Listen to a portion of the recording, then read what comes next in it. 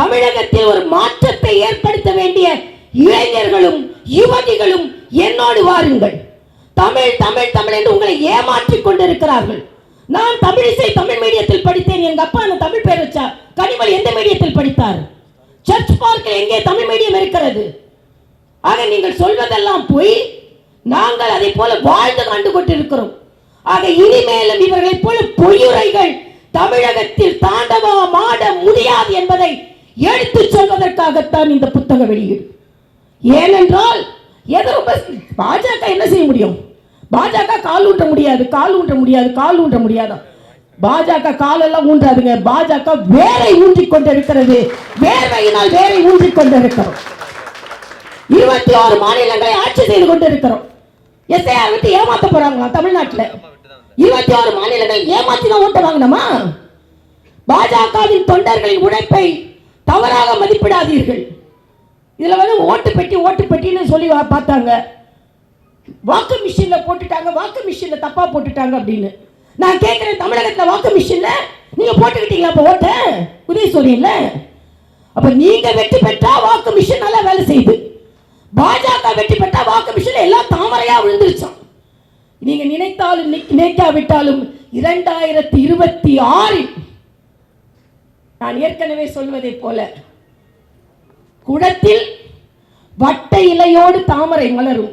சென்னை கோட்டையில் இரட்டை இலையோடு தாமரை மலரும். இது ஒரு சமுதாய பண்பு, சமுதாய புரட்சி. ஏதோ தேர்தல் நினைக்காதுங்க. நான் இதை 2026 சாதாரண தேர்தல் என்று எடுத்துக்கொள்ளவில்லை. 1967 இந்த தமிழகம் ஏமாற்றப்பட்டு பெருந்தலைவர்கள் போன்ற காமராஜர்கள் கூட தோற்கடிக்கப்பட்டு இன்று அதே கட்சியை சார்ந்த எந்த கட்சி இவர்களை மிசால போட்டுச்சோ அந்த கட்சி தோழி ஏறிக்கொண்டிருக்கிறார் ஸ்டாலின் அவர்கள். இன்னைக்கு பாஜக அடிமைப்படுத்துகிறது சொல்றீங்களே. இன்னைக்கு இலங்கையில் தமிழர்களை கொன்ற கட்சியோடு கூட்டணி வைத்திருக்கிறீர்கள். நியாயமா இது என்று கேட்கிறேன். வைகோ அவர்களே, கள்ளத்தோணியில் ஏறி போனீர்களே, இன்று அதே கட்சியோடு கூட்டணி வைத்திருக்கிறீர்களே, நியாயமா என்று கேட்கிறேன்.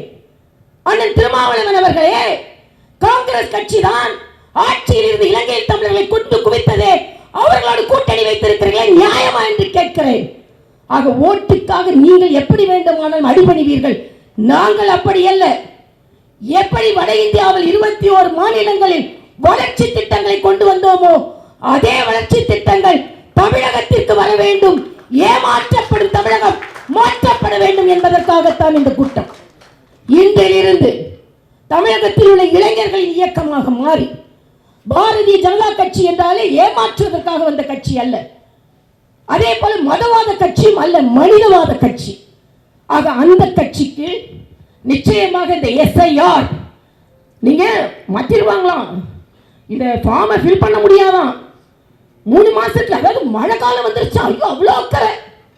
மழையிலலாம் தத்தளிச்சுட்டு வாங்க. பென்ஷன் எம்பி எங்கன்னே தெரியாது. எங்க போனீங்க? அப்போ மனிதவாமன் எங்க போச்சு? ஆக வாக்காளர் சரி பார்க்க மட்டும் மழையா. தூத்துக்குடி மக்கள் மழையில் வென்று கொண்டிருக்கும் பொழுது, உழந்து கொண்டிருக்கும் பொழுது ஸ்டாலின் எங்க போனார்? இந்தி கூட்டணிக்கு போனார். ஆக மழையை பார்த்து இவர்கள் எல்லாம் அப்படியே பதறுகிறார்களா மக்களுக்காக. சென்னை தத்தளித்துக் கொண்டிருக்கிறது. 4000 கோடி எங்க போச்சு? செய்திகளை உடனுக்குடன் தெரிந்து கொள்ள கீழ்கண்ட கேபிள் மற்றும் டிடிஹெச் நெட்வொர்க்குகளில் எம்நாடு செய்தி தொலைக்காட்சியை காணுங்கள். பாதகம் செய்பவரை கண்டால் நாம் பயம் கொள்ளலாகாது பாப்பா. மோதி மிதித்து விடு பாப்பா, அவர் முகத்தில் உமிழ்ந்து விடு பாப்பா. அண்மை செய்திகளை உடனுக்குடன் தெரிந்து கொள்ள இணைந்திருங்கள் எம்நாடு தொலைக்காட்சியுடன்.